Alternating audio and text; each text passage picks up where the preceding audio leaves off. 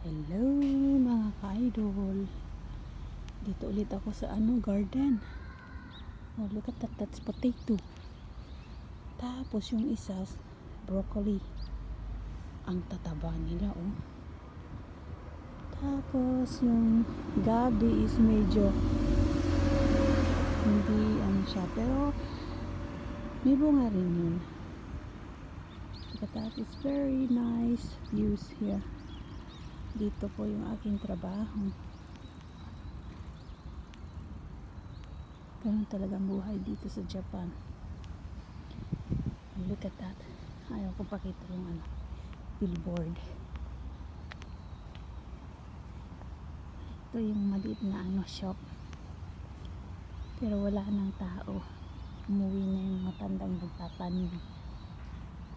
Nagbebenta pati ng kanyang tinanim.